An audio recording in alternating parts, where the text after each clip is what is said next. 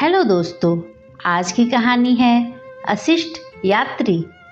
एक अति सुंदर महिला ने विमान में प्रवेश किया और अपनी सीट की तलाश में नजरें घुमाई।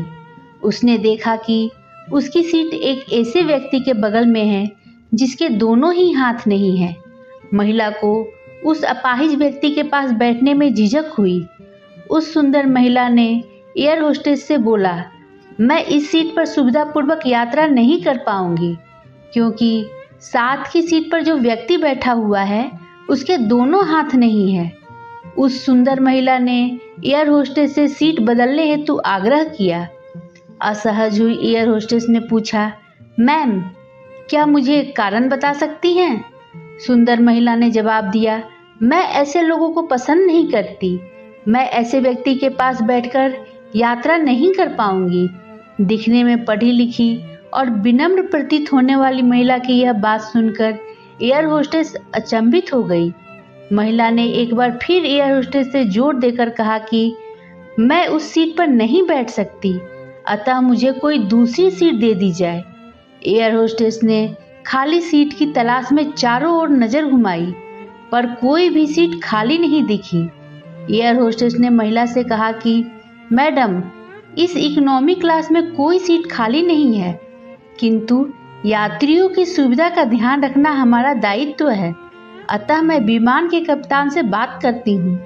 कृपया तब तक थोड़ा धैर्य रखें। ऐसा कहकर होस्टेस कप्तान से बात करने चली गई।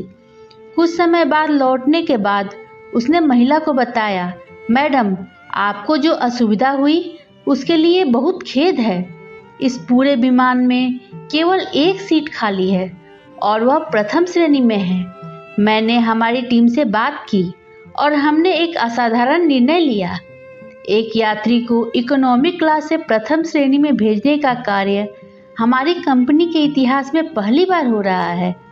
सुंदर महिला अत्यंत प्रसन्न हो गई, किंतु इससे पहले कि वह अपनी प्रतिक्रिया व्यक्त करती और एक शब्द भी बोल पाती, एयर होस्टेस उस अपाहिज और दोनों हाथ से विहीन व्यक्ति की ओर बढ़ गई।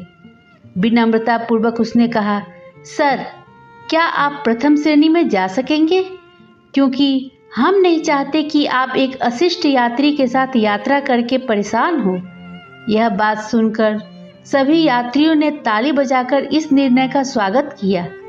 वह अति सुंदर दिखने वाली महिला तो अब शर्म से नजरें ही नहीं उठा पा रही थी।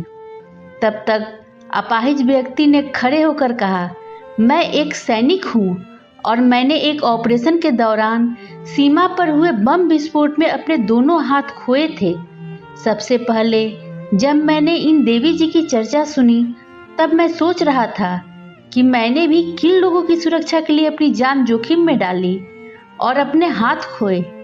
लेकिन जब आप सभी की प्रतिक्रिया देखी तो अब अपने आप पर गर्व महसूस हो रहा है कि मैंने अपने देश और देशवासियों की खातिर अपने दोनों हाथ खोए। और इतना कहकर वह प्रथम श्रेणी में चले गए। सुंदर महिला पूरी तरह से शर्मिंदा होकर सर झुकाए सीट पर बैठ गई। अगर विचारों में उदारता नहीं है तो ऐसी सुंदरता का कोई मूल्य नहीं है। दोस्तों, आपको ये कहानी कैसी लगी कमेंट कर जरूर बताएं, और वीडियो पसंद आई हो तो लाइक शेयर करें और मेरे चैनल को सब्सक्राइब जरूर करें। धन्यवाद दोस्तों।